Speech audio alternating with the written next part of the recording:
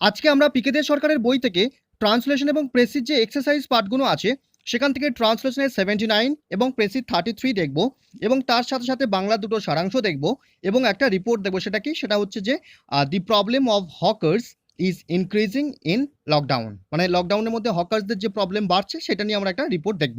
ঠিক আছে, তাহলে প্রতিদিনকার ক্লাসের মতো আমরা আজকেও 100 লাইকের টার্গেট রাখছি, আশা করছি খুব শীঘ্রই করে দেবেন। চলুন তাহলে আজকে ক্লাসটা শুরু করা যাক। ফার্স্ট আপনারা ভিডিওটাকে পজ করে এই যে ট্রান্সলেশন প্যাসেজটা আছে এটা ভালো করে পড়ে নিন, তারপরে আমরা এগোবো। ঠিক আছে, পড়া হয়েছে, তাহলে এগোই চলুন। কি বলছে দেখি। দেখুন ফার্স্ট লাইনটা কি বলছে। এখানে বলছে আমাদের দেশের শহরের অধিবাসীগণ, তাহলে এটা হচ্ছে সাবজেক্ট। ঠিক আছে, আমাদের দেশের শহরের অধিবাসীগণ পৌর কর্তব্য সম্বন্ধে অত্যন্ত উদাসীন। ঠিক আছে, দেখুন এই যে উদাসীন ব্যাপারটা আপনি এখানে আনকনসার্নও লিখতে পারেন বা অ্যাপাথেটিকও লেখা যায়। ঠিক আছে, দেখুন সেইভাবে লেখা হলো কি আপনাকে একদম প্রেজেন্ট ইনডিফিনাইটে লিখতে হবে বা সিম্পল প্রেজেন্টে লিখতে হবে বিষয়টাকে। দেখুন কিভাবে করা হচ্ছে। সাবজেক্টটা চুজ করুন ফার্স্ট কি আমাদের দেশের অধিবাসীগণ বা আমাদের দেশের শহরের অধিবাসীগণ, তাহলে কি the city dwellers of our country, মানে সিটি ডুয়েলার্স মানে অধিবাসীগণ, শহরের অধিবাসীগণ, অফ আওয়ার কান্ট্রি মানে আমাদের দেশের। ঠিক আছে, সাবজেক্ট চুজ হয়ে গেল। তাহলে আমাদের দেশের শহরের অধিবাসীগণ, ঠিক আছে হলো। এবারে দেখুন কি করা হচ্ছে। আর ভেরি অ্যাপাথেটিক মানে কি উদাসীন। ঠিক আছে, আর ভেরি অ্যাপাথেটিক মানে উদাসীন কি সম্পর্কে? অ্যাবাউট দি সিভিক ডিউটিস মানে তাদের পৌর কর্তব্য সম্পর্কে কিন্তু উদাসীন। ঠিক আছে, ব্যাপারটা ক্লিয়ার হলো। তাহলে একদম সিম্পল প্রেজেন্টে কিন্তু করলাম। আপনি এখানে অ্যাপাথেটিকের জায়গায় আনকনসার্নও দিতে পারেন, একই ব্যাপার, কোনো অসুবিধা নেই। ঠিক আছে, ক্লিয়ার হয়েছে তাহলে। আচ্ছা, পরবর্তী সেন্টেন্সটা দেখুন কি বলছে এখানে। এখানে বলছে পৌরসভার কর্তৃপক্ষ শহরের পরিচ্ছন্নতা, সৌন্দর্য এবং নানা প্রকার সুবিধার জন্য অর্থ ব্যয় করেন। তাহলে অর্থ ব্যয় করে থাকে, করেন, তাহলে আপনাকে প্রেজেন্ট ইনডিফিনাইটে লিখতে হবে। সেই হিসেবে করা হচ্ছে। দেখুন কারা করে থাকে, সাবজেক্টটা চুজ করুন যে কি পৌরসভার কর্তৃপক্ষ। তাহলে সেই হিসেবে দেখুন সাবজেক্টটা লিখলাম দি মিউনিসিপাল অথরিটিস। ঠিক আছে, এবারে ভার্ব লিখুন। তাহলে কি হবে? স্পেন্ড, কি স্পেন্ড করে? মানি, তাই লিখলাম মানি। তাহলে কি দি মিউনিসিপাল অথরিটি স্পেন্ড মানি কিসের জন্য ব্যয় করে? On the cleanliness, beauty and various amenities of the city, মানে আরও অন্যান্য প্রকার সুবিধার জন্য আমাদের যে মিউনিসিপাল কর্পোরেটিভ যে অথরিটি, তারা কি করে? অথরিটিসরা মানি স্পেন্ড করে থাকে। ঠিক আছে, ব্যাপারটা ক্লিয়ার হচ্ছে। তাহলে কিভাবে করলাম? প্রেজেন্ট ইনডিফিনাইটে করলাম। যেহেতু আমি এখানে অথরিটিস লিখেছি, প্লুরাল করে লিখেছি, তাই কিন্তু এখানে স্পেন্ড হবে, স্পেন্ডস হবে না। ঠিক আছে, যদি আমি এখানে অথরিটি লিখতাম তাহলে কিন্তু আপনাকে স্পেন্ডস করতে হতো থার্ড পারসন সিঙ্গুলারের জন্য। ঠিক আছে, ক্লিয়ার হয়েছে তাহলে ব্যাপারটা। আচ্ছা, পরবর্তী সেন্টেন্স দেখুন কি বলছে এখানে। এখানে বলছে কিন্তু নাগরিকগণের সহায়তার অভাবে তাহাদের চেষ্টা ব্যর্থ হয়। আচ্ছা, তাহলে তাহাদের চেষ্টা ব্যর্থ হয়। দেখুন কিভাবে করা হচ্ছে। এখানেও কিন্তু সেই একই রকমভাবে প্রেজেন্ট ইনডিফিনাইটে লিখতে হবে। দেখুন কিন্তু ব্যাপারটা কি হলো, তাহলে বার্ড লিখলাম। ঠিক আছে, কি ব্যর্থ হয়? তাহাদের চেষ্টা, তাহলে সাবজেক্ট হিসেবে লিখলাম কি দেয়ার এফোর্টস। ঠিক আছে, এই যে ব্যর্থ হয় এই যে বিষয়টা বইতে পিকে দে সরকারের যে বইতে যে হিন্টস দেওয়া ছিল সেখানে এইরকমভাবে দেওয়া ছিল কি প্রুফ ফেলিওর। ঠিক আছে, সেই হিসেবে লিখলাম কি but their efforts prove failure, তাদের চেষ্টা ব্যর্থ হয়। কিভাবে? কিসের জন্য? Due to lack of cooperation from the citizens, মানে সিটিজেন্সদের থেকে সহায়তার অভাবে তাদের চেষ্টা কিন্তু ব্যর্থ হয়। তাহলে এটাও কিভাবে করা হলো? এটাও কিন্তু সেই একই রকমভাবে প্রেজেন্ট ইনডিফিনাইটে করলাম। দেখুন দেয়ার এফোর্টস তাকে সাবজেক্ট হিসেবে লিখলাম, তারপরে কিন্তু ভার্বের ফার্স্ট ফর্ম লিখলাম। ঠিক আছে, ব্যাপারটা ক্লিয়ার হয়েছে। তাহলে কি হলো? দেয়ার এফোর্টস তাদের চেষ্টা, প্রুফ ফেলিওর মানে ব্যর্থতা প্রকাশ করে। ঠিক আছে, ব্যর্থতার প্রমাণ দেয়। Due to lack of cooperation মানে কোঅপারেশনের অভাবে বা সহায়তার অভাবে ফ্রম দি সিটিজেন্স মানে সিটিজেন্সদের থেকে। ঠিক আছে, ব্যাপারটা ক্লিয়ার হয়েছে তাহলে। আচ্ছা, পরবর্তী সেন্টেন্সটাতে কি বলছে দেখুন তাহলে। এখানে বলছে পাশ্চাত্য দেশের লোকেরা এই সম্বন্ধে অধিক সচেতন। কারা সচেতন? পাশ্চাত্য দেশের লোকেরা এই সম্পর্কে অধিক সচেতন। দেখুন এখানে কিভাবে করা হচ্ছে। একদম সিম্পল প্রেজেন্টে আমরা করব। তাহলে কারা? সাবজেক্টটাকে ফার্স্ট চুজ করুন যে পিপল ইন ওয়েস্টার্ন কান্ট্রিজ মানে পাশ্চাত্য দেশের লোকেরা আর মোর কনসাস মানে অধিক সচেতন অফ দিস মানে এটা সম্পর্কে। ঠিক আছে, ব্যাপারটা ক্লিয়ার হলো, বা এই সম্বন্ধে পাশ্চাত্য দেশের লোকেরা অধিক সচেতন। ঠিক আছে, ক্লিয়ার হয়েছে। তাহলে কিভাবে করা হলো? সাবজেক্টটা চুজ করলাম কিভাবে? পিপল ইন ওয়েস্টার্ন কান্ট্রিজ, এটা সাবজেক্ট লিখলাম। তারপরে সিম্পল প্রেজেন্টের যে ব্যাপারটা সেই হিসেবে লিখলাম কি আর মোর কনসাস অফ দিস। ঠিক আছে, ক্লিয়ার হয়েছে। পরবর্তী সেন্টেন্স দেখুন কি বলছে এখানে। এখানে বলা হচ্ছে ব্যক্তিগত সুবিধার জন্য তাহারা জনসাধারণের অসুবিধা করেন না। তাহলে কারা করেন না? ওই পাশ্চাত্য দেশের লোকেরা কিন্তু করে না। ঠিক আছে, দেখুন কিভাবে করা হচ্ছে। ব্যক্তিগত সুবিধার জন্য তাহারা করে না, তাহলে এখানে সাবজেক্ট হিসেবে আপনাকে দে নিয়ে আসতে হবে। তাহারা করে না, তাহলে কি হলো? দে, যেহেতু প্রেজেন্ট ইনডিফিনাইটে লিখছি তাই ডু নট লিখলাম। ঠিক আছে, they do not cause inconvenience মানে তারা অসুবিধার সৃষ্টি করে না, অসুবিধার কারণ সৃষ্টি করে না বা অসুবিধার সৃষ্টি করে না, ঠিক আছে? ব্যাপারটা ক্লিয়ার হচ্ছে? They do not cause inconvenience কাদেরকে? To the public for their personal gain, তাদের পার্সোনাল গেনের জন্য বা তাদের নিজেদের লাভের জন্য কিন্তু তারা জনগণের কি করে না, অসুবিধার কারণ সৃষ্টি করে না বা অসুবিধার সৃষ্টি করে না, ঠিক আছে? ব্যাপারটা ক্লিয়ার হচ্ছে কিভাবে করা হচ্ছে? তাহলে দেখুন আরেকবার কি বলছে এখানে। এখানে বলা হলো they do not cause inconvenience মানে তারা অসুবিধা করে না টু দি পাবলিক, পাবলিকদেরকে বা জনসাধারণদেরকে ফর দেয়ার পার্সোনাল গেন, তাদের নিজেদের সুবিধার জন্য, ঠিক আছে? ব্যাপারটা ক্লিয়ার হচ্ছে? প্রেজেন্ট ইনডিফিনাইটে কিন্তু করলাম, ঠিক আছে? আচ্ছা, পরবর্তী সেন্টেন্স দেখুন কি বলছে এখানে। এখানে বলছে এক টুকরো কাগজ পর্যন্ত কেহ রাস্তায় ফেলেন না। তাহলে কেহ ফেলেন না, তাহলে নো ওয়ান দিয়ে আমরা করবো, ঠিক আছে? তাহলে দেখুন কিভাবে করা হচ্ছে। সাবজেক্টটাকে কি করলাম, নো ওয়ান লিখলাম। কি নো ওয়ান থ্রোস, যেহেতু এটা থার্ড পার্সন সিঙ্গুলার নাম্বার তাই কিন্তু ভার্বের সঙ্গে এস যোগ হলো প্রেজেন্ট ইনডিফিনিটের নিয়ম অনুযায়ী, ঠিক আছে? No one throws up a piece of paper on the street, মানে কেউ কি করে না, রাস্তায় এক টুকরো কাগজ পর্যন্ত ফেলে না, ঠিক আছে? সাবজেক্ট নো ওয়ান লিখলাম, তারপরে ভার্ব হিসেবে থ্রোজ লিখলাম, থ্রোজ আপ। তাহলে কি নো ওয়ান থ্রোজ আপ কি ফেলে না, আ পিস অফ পেপার, কোথায়? অন দি স্ট্রিট, ঠিক আছে? ক্লিয়ার হয়েছে? পরবর্তী সেন্টেন্স দেখুন কি বলছে এখানে। এখানে বলছে কিন্তু কলিকাতার মতো বড় নগরীতে দেখা যায়, কি দেখা যায়? উভয় পার্শ্বের বাড়ি হইতে রাস্তার উপর আবর্জনা ফেলা হয়। দেখুন এখানে কিন্তু অনেকের ভুল হচ্ছে, যেটা লক্ষ্য করলাম। দেখুন কিভাবে করা হচ্ছে এখানে। কিন্তু কিন্তু তাহলে বার্ড লিখলাম, ঠিক আছে? কলিকাতার মতো বড় নগরীতে, এটাকে আগে লিখে দিন কি, in big cities like Calcutta, ঠিক আছে? In big cities like Calcutta, ক্যালকাটার মতো বড় শহরগুলোতে কি হয়?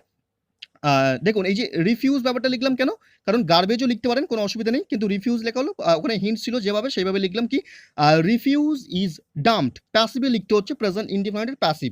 রিফিউজ ইজ ডাম্পড মানে গার্বেজগুলো বা রিফিউজগুলো, যে ময়লা আবর্জনাগুলো, সেগুলোকে কি করা হয়? ফেলা হয়, ডাম্প করা হয় অন দি স্ট্রিটস, রাস্তায়, ফ্রম হাউসেস, বাড়ি থেকে, অন বোথ সাইড মানে on the streets from houses on both side মানে রাস্তার দুপাশের বাড়ি থেকে কলকাতার মতো বড় শহরে কি করা হয়? এই উভয় পার্শ্বের বাড়ি হইতে কি করা হয়? রাস্তার উপর আবর্জনা ফেলা হয়, ঠিক আছে? তাহলে কিভাবে করা হচ্ছে ব্যাপারটা লক্ষ্য করুন ভালো করে। কি refuse is dumped on streets from houses on both sides, মানে কি প্রেজেন্ট ইনডিফিনাইটের প্যাসিভে কিন্তু আপনাকে করতে হবে, ঠিক আছে? ব্যাপারটা ক্লিয়ার হয়েছে? আচ্ছা, পরবর্তী সেন্টেন্স দেখুন কি বলছে এখানে। এখানে বলছে কল হইতে জল লইয়া কলের মুখটি খোলা রাখিয়া চলিয়া যায়, একদম প্রেজেন্ট ইনডিফিনিটে লিখবো। দেখুন কিভাবে করা হচ্ছে। কারা, এখানে সাবজেক্ট যেহেতু নেই তাহলে আপনাকে দে নিয়ে আসতে হবে, সেই আগের সাবজেক্টের কথাই বলা হচ্ছে যে তারা, তাই না? তাহলে কি they take water from the hydrant, এই হাইড্র্যান্ট মানে হচ্ছে রাস্তায় যে সমস্ত ট্যাপ কলগুলো থাকে সেগুলোকে হাইড্র্যান্ট বলা হয়।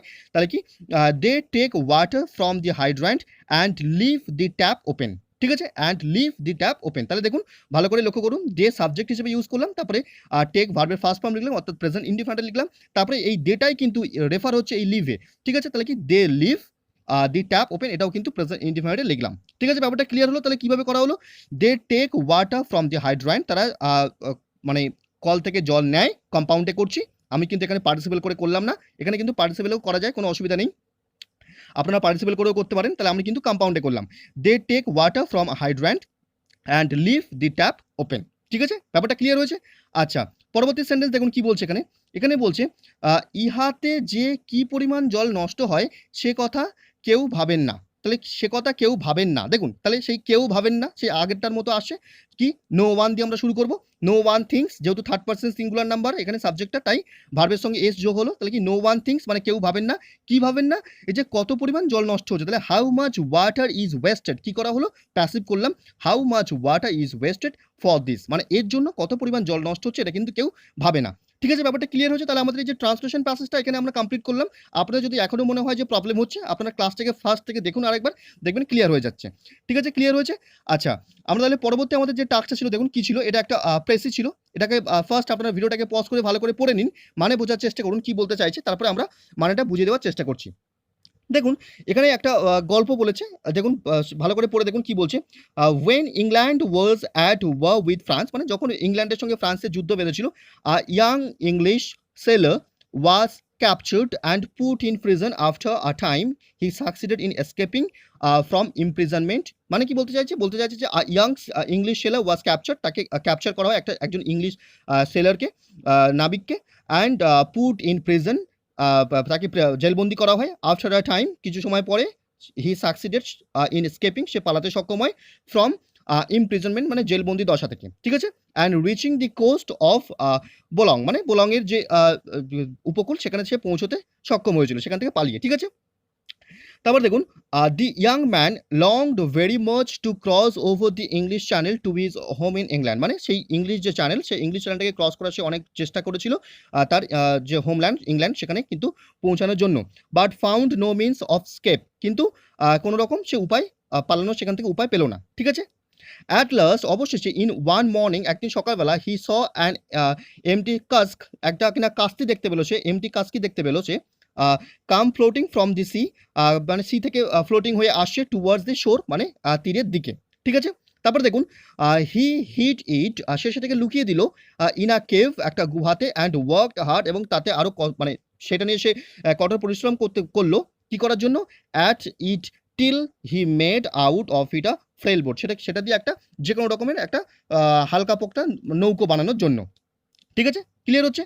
তারপর কি বলছে দেখুন আপন হিজ সরি বোট তার সেই কোনো রকম বানানো নৌকো দিয়ে he was about to put out into the stormy channel, সেই যে স্টর্মি মানে সেই ইংলিশ চ্যানেলটার কথা বলা হচ্ছে যেখানে কিনা তখনও পর্যন্ত সেখানে স্টর্মি মানে ইংলিশ চ্যানেলটা কিন্তু তখন সেখানে কিন্তু ঝড়ঝঞ্ঝা হচ্ছে সেরকম সময় কিন্তু সে সেটা নিয়ে পালিয়ে যাওয়ার চেষ্টা যখন করলো, but the French soldiers caught him French soldier তাকে ধরে ফেলে and brought him before Napoleon এবং তাকে নেপোলিয়নের সামনে গিয়ে হাজির করে, ঠিক আছে? ব্যাপারটা ক্লিয়ার হলো?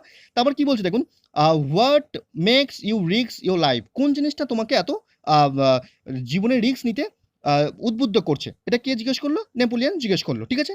I wish replied the sailor, sailor কি রিপ্লাই করছে যে I wish to see my mother, আমার ইচ্ছা হয় আমার মায়ের সঙ্গে দেখা করার, she is aged poor and infirm মানে তিনি খুব অসহায় আছেন, দারিদ্র্যের মধ্যে আছেন এবং অসুস্থ আছেন, ঠিক আছে?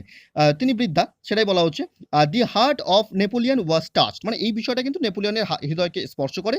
He gave orders that the young man should be sent to England at the first available opportunity মানে তাকে সুযোগ দেওয়া হয় কি করা হয় যে সমস্ত রকম অ্যারেঞ্জমেন্ট করা হয় তাকে ইংল্যান্ডে পাঠানোর জন্য, ঠিক আছে? ব্যাপারটা ক্লিয়ার হয়েছে? তাহলে কি বলতে চাইছি এখানে আপনি যদি ভালো করে পড়ে থাকেন যে এখানে কিন্তু একটা নেপোলিয়নের গল্পের কথা বলছে এবং সেই গল্পের মধ্যে উঠে আসছে যে নেপোলিয়ন কতটা দয়ালু সেই বিষয়টা কিন্তু উঠে আসছে। এবং যদি আপনি পুরো বিষয়টাকে সংক্ষেপে বলতে চান তাহলে কি বলতে হবে আপনাকে, যে বলতে হবে যে কি যুদ্ধ চলাকালীন যে ইংলিশ সেলার সে একজন ইংলিশ সেলার সে একজন সেই ইংলিশ সেলারকে কি করা হয়, ইমপ্রিজন করা হয় মানে জেলবন্দি করা হয় ফ্রেঞ্চ আর্মির দ্বারা, কিন্তু সে কোনো রকমের সেখান থেকে পালাতে সক্ষম হয় এবং চেষ্টা করে তার যে হোমল্যান্ড ইংল্যান্ডে সেখানে যাওয়ার ব্যাপারে, কিন্তু তাকে আবার ধরা হয় এবং কোথায় নিয়ে আসা হয়, নেপোলিয়নের সামনে নিয়ে আসা হয়। এবং নেপোলিয়ন যখন তার সেই মায়ের দুঃখের কথা বা অসহায়তার কথা শোনে তখন নেপোলিয়ন তার যে হোমল্যান্ড ইংল্যান্ডে তাকে পাঠানোর সমস্ত রকম অ্যারেঞ্জমেন্ট করে দেয়। এই বিষয়টাই বলতে চাইছে, তাই না? তাহলে দেখুন ফার্স্ট আপনি যখন ভালো করে পড়লেন তাহলে এর একটা সুইটেবল টাইটেল দেওয়ার চেষ্টা করুন। কি দিলাম দেখুন আমরা দিলাম কি কাইন্ড হার্টেড নেপোলিয়ন, ঠিক আছে? কাইন্ড হার্টেড নেপোলিয়ন এরকমভাবে আমরা মানে দয়ালু হৃদয়ী নেপোলিয়ন, ঠিক আছে? ক্লিয়ার হয়েছে?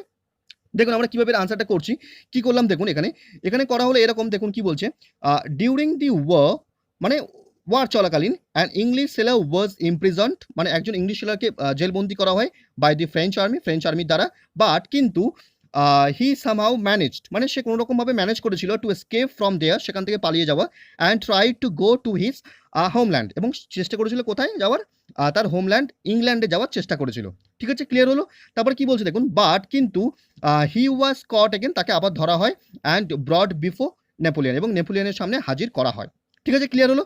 তারপর কি বলছে but Napoleon heard of his mother's helplessness মানে কি নেপোলিয়ন তার মায়ের যে অসহায়তার কথা সেটা শোনে অ্যান্ড অ্যারেঞ্জড এবং আয়োজন করেছিলেন for him to be return মানে তাকে ফেরাতে টু ইংল্যান্ড মানে ইংল্যান্ডে তাকে ফেরানোর সমস্ত রকম অ্যারেঞ্জমেন্ট তিনি করে দিয়েছিলেন, ঠিক আছে? ব্যাপারটা ক্লিয়ার হলো? তাহলে কিভাবে করতে হচ্ছে আপনাকে ফার্স্ট ভালো করে পড়তে হবে পুরো যে প্যাসেজটা দেওয়া হচ্ছে সেই প্যাসেজটাকে ভালো করে আপনি বারংবার পড়বেন যতক্ষণ না পর্যন্ত আপনার প্রত্যেকটা মানে ক্লিয়ার হচ্ছে, বারংবার পড়বেন, দ্রুত পড়বেন, পড়ার পরে আপনি একটা ব্রেন ম্যাপ তৈরি করবেন, সেই ব্রেন ম্যাপ অনুযায়ী কিন্তু আপনি বিষয়টাকে সাজাবেন এবং তারপর একটা সুইটেবল টাইটেল দেবেন এবং যেটা বুঝলেন সেই ব্রেন ম্যাপ অনুযায়ী কিন্তু আপনি নিজের ভাষাতে পুরো বিষয়টাকে লিখবেন, ঠিক আছে? ব্যাপারটা ক্লিয়ার হয়েছে? তাহলে এইভাবে আমাদের এই যে বিষয়টা কমপ্লিট হলো। আচ্ছা দেখুন তারপরে আমাদের পরবর্তী যে টাস্কটা ছিল সেটা কি ছিল দেখুন, সেটা একটা বাংলা সারাংশ ছিল। এটাকে ফার্স্ট আপনারা ভিডিওটাকে পজ করে পড়ে নিন যেহেতু এটা বাংলা বিষয় সুতরাং পড়ে আর সময় নষ্ট করা কোনো মানেই হয় না। আমি জাস্ট এই বিষয়টা কি বলতে চাইছি একটু বুঝিয়ে দেবো, ঠিক আছে? পড়া হয়েছে? তাহলে বুঝতে পারছেন কি বলতে চাইছে এখানে কি বলতে চাইছে, এখানে বলতে চাইছে যে কি আধুনিক প্রযুক্তি আধুনিক প্রযুক্তিটা কি? আধুনিক প্রযুক্তি হচ্ছে আমাদের যে পুরাতন শৈলী ছিল, পুরাতন যে ব্যবস্থা, পুরাতন যে স্টাইল, ওল্ড স্টাইল, সেই স্টাইলের কিন্তু একটা অভিযোজনগত একটা ফসল, তাই না? এবং বর্তমানের যে আমাদের প্রজন্ম, বর্তমান সেই প্রজন্মের প্রযুক্তিগত সাফল্য যেটা আমরা পাচ্ছি আজকে, সেই ফসলের কিন্তু বীজ কিন্তু অতীতেই আদিমকালেই কিন্তু রোপিত হয়, তাই না? এবং জীবনকে উন্নত ও সহজতর করে তোলার যে লক্ষ্য, যে নেশা, যে অক্লান্ত গবেষণা, সে যে মানুষটা আদিমকাল থেকে শুরু করেছিল, সেটা কিন্তু মানুষকে কি করেছিল, সেই বিভিন্ন রকম যুগ অর্থাৎ প্রস্তর যুগ থেকে শুরু করে লৌহ যুগ, সেই সমস্ত যুগগুলোকে পিছনে ফেলে আসতে এবং বর্তমানে সে স্বয়ংচালিত হতে পেরেছে কি শিল্পের পরিচালক হিসেবে, বর্তমানে স্বয়ংচালিত শিল্পের পরিচালক হিসেবে সে হয়ে উঠতে পেরেছে, ঠিক আছে? তো অক্লান্ত পরিশ্রমের মাধ্যমে, গবেষণার মাধ্যমে, ঠিক আছে? তবে এই যে বর্তমান এই যে আধুনিক প্রযুক্তি, এই আধুনিক প্রযুক্তিটা কিন্তু অতীতের যে পুরাতন শৈলী, সেই পুরাতন শৈলীর একটা অভিব্যক্তির প্রতিফলন। এই বিষয়টাই বলতে চাইছি এই বিষয়টার মধ্যে, তাই না? দেখুন তাহলে আপনি যখন ভালো করে পড়লেন তাহলে কি বুঝতে পারলেন? দেখুন ফার্স্ট আমরা একটা সুইটেবল টাইটেল দেওয়ার চেষ্টা করছি। কিভাবে দিলাম দেখুন, যে কি আধুনিক প্রযুক্তি পুরাতন শৈলীর অভিযোজনজনিত ফসল। ঠিক আছে? মানে আধুনিক যে প্রযুক্তি আমাদের যেটা বর্তমানে যে মডার্ন টেকনোলজি, সেটা কি পুরাতন যে স্টাইল মানে ওল্ড যে স্টাইলটা ছিল, সেই তার কিন্তু একটা অভিযোজনজনিত ফসল। ঠিক আছে? ক্লিয়ার হয়েছে? দেখুন আমরা আনসারটা কিভাবে লিখছি, কি লিখলাম দেখুন। এখানে বলা হচ্ছে বর্তমান প্রজন্মের প্রযুক্তিগত সাফল্যের ফসলের বীজ, বর্তমান প্রজন্মের প্রযুক্তিগত সাফল্যের ফসলের বীজ, ঠিক আছে? প্রযুক্তিগত যে ফসলটা আমরা সাফল্যের ফসলটা পাচ্ছি, সেই বীজটা আদিমকালেই রোপিত হয়েছে। ঠিক আছে? জীবনকে উন্নত ও সহজতর করে তোলার নেশায় এবং অক্লান্ত গবেষণার বলে, ঠিক আছে, মানুষ প্রস্তর যুগ তথা লৌহ যুগকে পিছনে ফেলে আজ স্বয়ংচালিত শিল্পের পরিচালক। ঠিক আছে? ব্যাপারটা ক্লিয়ার হচ্ছে? তারপরে দেখুন, তবে বর্তমানের এই আধুনিক প্রযুক্তি অতীতের পুরাতন শৈলীর নিরন্তর অভিব্যক্তির প্রতিফলন মাত্র। ঠিক আছে? ব্যাপারটা ক্লিয়ার হলো? তাহলে আমরা খুব সহজেই এই বিষয়টাকে এখানে প্রতিস্থাপন করলাম।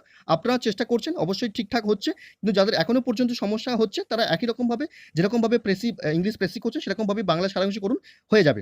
ঠিক আছে? আচ্ছা, তাহলে আমাদের এই যে বাংলা সারাংশ প্যাসেজটা, ফার্স্ট প্যাসেজটা কমপ্লিট করলাম। পরবর্তী আমাদের কি টাস্ক ছিল দেখুন, এটা একটা রিপোর্ট লিখতে দেওয়া ছিল, কি যেটা বললাম যে কি লকডাউনে আমাদের হকার্সদের যে প্রবলেমটা হচ্ছে, সেটা নিয়ে একটা রিপোর্ট দেওয়া ছিল। দেখুন কিভাবে এটাকে লিখলাম। দেখুন ফার্স্ট আমরা একটা টাইটেল দিলাম, কি the existence of hawkers for lockdown in danger, is now in danger. মানে কি the existence of hawkers the existence, সেটা কিন্তু এই the existence of hawker for lockdown is now in danger, মানে লকডাউনের জন্য তাদের কিন্তু এক্সিস্টেন্সটা কিন্তু বিপদের সম্মুখীন, সেভাবে কিন্তু এরকমভাবে একটা টাইটেল দিলাম। দেখুন তারপরে রিপোর্টের যে ফরম্যাট, সেটাকে মেনটেন করলাম। তারপরে ফার্স্ট যে প্যারাগ্রাফটা রিপোর্টে ইন্ট্রোডাকশন প্যারাগ্রাফ হয়, যেখানে কিনা খুব সংক্ষেপে রিপোর্টের বিষয়বস্তুটাকে তুলে ধরতে হবে, সেটা কিভাবে লিখছি দেখুন। কি করা হলো, hawkers provide essential services across the world and residents depend on them for basic needs. মানে কি, মানে হকার্স কি করে, সারা ওয়ার্ল্ড জুড়ে তাদের যে এসেন্সিয়াল সার্ভিস সেটাকে প্রোভাইড করে থাকে, এবং রেসিডেন্টস যারা, তারা কিন্তু তাদের বেসিক নিডসের জন্য, তাদের যে বেসিক যে চাহিদা, সেগুলোর জন্য তাদের উপর নির্ভর করে থাকে। They are part of vast economic system, তারা কিন্তু যে ভার্স্ট ইকোনমিক সিস্টেম, সেটা কিন্তু একটা পার্ট। বাট কিন্তু দি প্যান্ডেমিক হ্যাজ ডেভাস্টেটেড, একদম ডেভাস্টেট করে দিয়েছে, নষ্ট করে দিয়েছে, ধ্বংস করে দিয়েছে কি দি লিভলিহুডস অফ হকার্স, মানে হকার্সদের যে জীবনের যে লিভলিহুড, সেটা কিন্তু ধ্বংস করে দিয়েছে। ঠিক আছে? ডিসরপ্টিং দেয়ার অ্যাবিলিটি, তাদের ক্ষমতাকে নষ্ট করেছে, টু ডু দেয়ার জবস, তাদের কাজ করার ক্ষমতা, অ্যান্ড লিভিং মেনি, এবং অনেকজনকে কি করেছে, living many in a fight to survival, মানে তারা যে বেঁচে থাকতে অক্ষম হয়ে যাচ্ছে, তার মানে বেঁচে থাকার জন্য সংগ্রাম করতে অনেককে এইভাবে কিন্তু ছেড়ে দিয়েছে, মানে বেঁচে থাকার জন্য তাদেরকে সংগ্রাম করতে হচ্ছে, সেটা কিন্তু এই বিষয়টার মধ্যে বলা হলো। ঠিক আছে? ব্যাপারটা ক্লিয়ার হচ্ছে কিভাবে আমরা ইন্ট্রোডাকশন প্যারাগ্রাফটা দিলাম।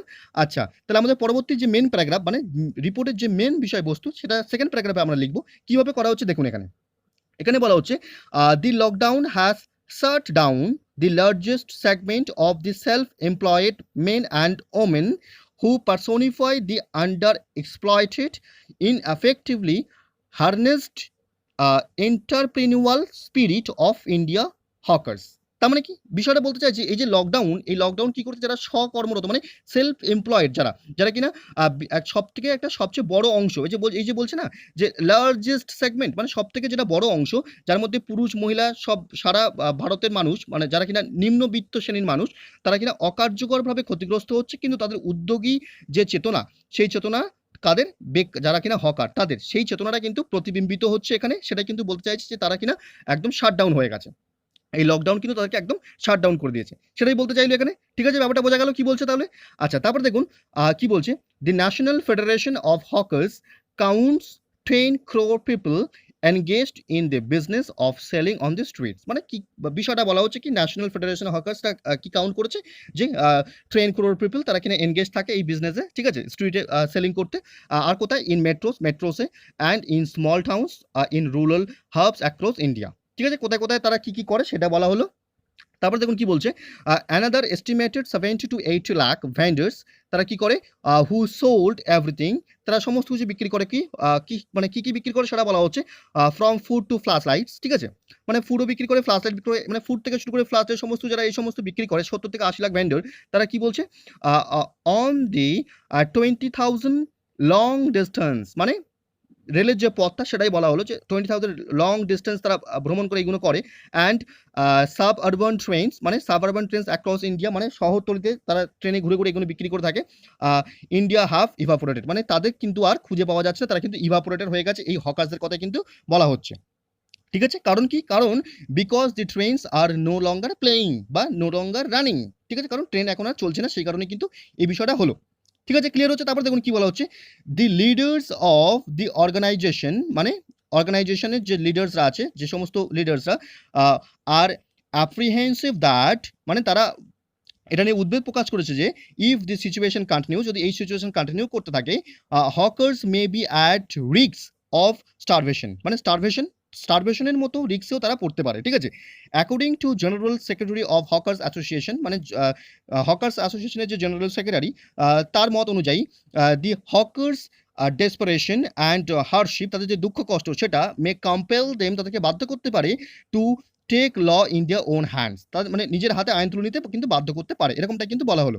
And their hardship will also increase, তাদের যে কষ্ট দুঃখ সেটা কিন্তু আরও বাড়তে পারে বা বাড়বে, will increase after the lockdown is lifted, যখন লকডাউন উঠে যাবে তারপরে, as they will have no capital left for doing business, কারণ তাদের ব্যবসা করার মতো তখন কোনো পুঁজি তাদের কাছে থাকবে না, ঠিক আছে। ব্যাপারটা ক্লিয়ার হলো। তাহলে খুব সংক্ষেপের মধ্যে আমরা এরকমভাবে লিখলাম, মেন যে প্যারাগ্রাফটা সেটা এইভাবে শেষ করলাম। আপনারা নিজের মতো করে লিখবেন, এটাকে কপি করতে এরকম কোনো ব্যাপার নেই, নিজের মতো করে লিখতে শিখুন কিভাবে লিখতে হচ্ছে। আচ্ছা, তারপরে দেখুন পরবর্তী যে আমাদের যে কনক্লুশন প্যারাগ্রাফ, যেখানে কিনা একদম খুব সংক্ষেপে কি লেস ইম্পর্টেন্ট ব্যাপারগুলোকে আমরা লিখবো। দেখুন কি বলা হচ্ছে এখানে, all the hawkers are now spending their days in any way depending on the government ration system, মানে যে সমস্ত হকার্সটা আছে তারা যে কোনো রকমভাবে তাদেরকে তাদের দিনটাকে গুজরান করছে কিভাবে, গভর্নমেন্টের যে রেশন সিস্টেম সেটার উপর নির্ভর করে। And the relief provided by the hawkers association, মানে হকার্সদের যে অ্যাসোসিয়েশন, সেই হকার্স অ্যাসোসিয়েশনের দ্বারা যে ত্রাণ বিলি করা হচ্ছে সেটার উপর নির্ভর করে তারা যে কোনোভাবে তাদের দিনটাকে গুজরান করছে, ঠিক আছে। তারপরে দেখুন, দি consequence the consequences of the pandemic on a sector like hawkering needs a policy response, মানে এই যে হকারদের যে সমস্যাটা হচ্ছে, যে অসুবিধাগুলো হচ্ছে এই প্যান্ডেমিকের জন্য, তাদের তাহলে কি করতে হবে, তাদের এই যে হকারিং নিডস আ পলিসি রেসপন্স, মানে একটা পলিসি রেসপন্সের কিন্তু দরকার, ঠিক আছে। The union government needs to introduce some policies, মানে ইউনিয়ন গভর্নমেন্টের উচিত কোনো পলিসি ইন্ট্রোডিউস করা, বাই হুইচ, যার মাধ্যমে the lives of the hawkers and their families can be saved, মানে হকার্স এবং তাদের ফ্যামিলির লাইফগুলোকে সেভ করা যায় ইন দিস প্যান্ডেমিক সিচুয়েশন, এই প্যান্ডেমিক সিচুয়েশন, ঠিক আছে। ব্যাপারটা ক্লিয়ার হয়েছে? আচ্ছা, তাহলে আপনারা নিজেদের মতো করে লিখবেন, লিখে যেরকমভাবে টাস্ক জমা দিচ্ছি সেরকমভাবে টাস্ক জমা দিন, আমরা অবশ্যই চেক করে দিচ্ছি। আচ্ছা, যারা এখনো পর্যন্ত আমাদের টেলিগ্রামে যুক্ত হননি অবশ্যই টেলিগ্রামে যুক্ত হয়ে যান, সেখানে ডেইলি আপডেট আপনারা পেয়ে যাবেন সমস্ত কিছু, ঠিক আছে। এই লিঙ্কটা আপনি ভিডিও ডেসক্রিপশনে পেয়ে যাবেন, টেলিগ্রামের লিঙ্ক। আচ্ছা, পরবর্তী আমাদের কি টাস্ক ছিল দেখুন, পরবর্তী আমাদের টাস্কটা ছিল আবার একটা বাংলা প্রেসি ছিল, সেই বাংলা প্রেসিটাকে ভালো করে পড়ে মানে বোঝার চেষ্টা করুন। তারপরে এখানে কি বলতে চাইছি আমি বলে দিচ্ছি, ঠিক আছে। পড়েছেন, বুঝতে পারছেন কি বলতে চাইছি? তাহলে এখানে বলতে চাইছি একটাই জিনিস, যে কি মানুষ মানে কর্মচঞ্চল, এই দুনিয়ায় সমস্ত মানুষ কর্মচঞ্চল, এখানে কেউ ঘুমোতে আসেনি, তার মানে ব্যাপারটা বলতে চাইছে কি মানুষের কর্মই কিন্তু মানুষের ভাগ্যের সৃষ্টিকর্তা, কর্মের মাধ্যমে মানুষ তার ভাগ্যকে বদলাতে পারে। এই বিশ্ব কর্মচঞ্চল এবং এই বিশ্বে যে জয়ের যে গুণগান হয়, সেই জয়ের মূল মন্ত্র কিন্তু মানুষের কর্মের মধ্যেই নিহিত থাকে। কর্মর যে সাধনা, যে ব্যক্তি কর্মসাধনায় মগ্ন, সেই কর্মসাধনার মধ্য দিয়েই কিন্তু সৌভাগ্য লক্ষ্মী, যে সেই সৌভাগ্য লক্ষ্মী কিন্তু সাক্ষাৎ পেতে সক্ষম, ঠিক আছে। সুতরাং কর্মসাধনায় মগ্ন যে ব্যক্তি, সে তার অবিশ্রান্ত প্রয়াস এবং তার দৃঢ় যে আত্মশক্তির বল, সেই আত্মশক্তির বলের মাধ্যমে সে তার সমস্ত কঠিনতা, লাইফে যত তার ইগনোরেন্স আছে সেগুলোকে কিন্তু অতিক্রম করে সে কি করতে পারে, তার সৌভাগ্য লক্ষ্মীর বিজয়মালা কিন্তু বরণ করতে পারে, এটাই বলা হচ্ছে, তাই না। দেখুন আমরা ফার্স্ট তাহলে কিভাবে একটা সুইটেবল টাইটেল দিলাম, দেখুন কি টাইটেল দেওয়া হলো, কি কর্মই ভাগ্যের সৃষ্টিকর্তা, ঠিক আছে। এইভাবে আমরা টাইটেলটা দিলাম ছোটোর মধ্যে করে। আচ্ছা, তারপরে দেখুন কিভাবে এটাকে আনসারটা করলাম। দেখুন কি বলা হচ্ছে এখানে। এখানে বলা হচ্ছে কি দেখুন, এখানে বলছে এই বিশ্ব কর্মচঞ্চল, জয়ের মূলমন্ত্র কর্মে নিহিত বা কর্মেই নিহিত এরকম লিখতে পারেন। ঠিক আছে? কর্ম সাধনার মাধ্যমে সৌভাগ্য লক্ষ্মীর সাক্ষাৎ সম্ভব। কর্মসাধনায় মগ্ন ব্যক্তি কর্মসাধনায় মগ্ন ব্যক্তি অবিশ্রান্ত প্রয়াস এবং আত্মশক্তির বলে সমস্ত কঠিনতা অতিক্রম করে সৌভাগ্য লক্ষ্মীর বিজয়মালা জয় করে। ঠিক আছে? ব্যাপারটা ক্লিয়ার হচ্ছে কিভাবে করলাম আমরা? একদম সংক্ষেপের মধ্যে করলাম। তাহলে আপনারা কি করবেন? সেই যেরকমভাবে আপনি ইংলিশ প্রেসিং করছেন, বাংলা প্রেসিও বাংলা যে সারাংশ সেটাও আপনি সেইভাবেই করবেন। ফার্স্ট ভালো করে বারংবার পড়বেন। পড়ার পর দ্রুত পড়বেন। ২ থেকে ৩ বার বা ৪ বার আপনি বারংবার পড়বেন। পড়ার পর আপনি যেটা বুঝতে পারলেন সেই অনুযায়ী একটা ব্রেইন ম্যাপ তৈরি করলেন। সেই অনুযায়ী আপনি একটা সুইটেবল টাইটেল দেবেন এবং তারপরে আপনি যেটা বুঝেছেন সেই ব্রেইন ম্যাপ অনুযায়ী আপনি কি করবেন? সংক্ষেপে বিষয়টাকে নিজের ভাষায় গুছিয়ে লিখবেন। ঠিক আছে? ব্যাপারটা ক্লিয়ার হয়েছে? আচ্ছা, তাহলে আমাদের ক্লাসটা এই পর্যন্ত কমপ্লিট হলো। আমাদের আজকের টাস্কগুলো এই পর্যন্ত কমপ্লিট করলাম আমরা। আপনারা যারা নতুন যুক্ত হয়েছেন তারা অবশ্যই চ্যানেলটাকে সাবস্ক্রাইব করে পাশে থাকবেন এবং বন্ধুদের সঙ্গে প্রচুর মাত্রায় শেয়ার করবেন। তাতে কিনা যারা আরও যুক্ত হবে তাদের জন্য আমরা এত এফর্টস যে ডেইলি নতুন করে উদ্যমের সাথে এত এফর্টসের সাথে নতুন করে ভিডিও বানাতে কিন্তু উদ্যমী হয়ে থাকবো। তাহলে আজকের ভিডিওটা আমরা এখানেই শেষ করলাম। পরবর্তী ক্লাসে দেখা হচ্ছে। ধন্যবাদ।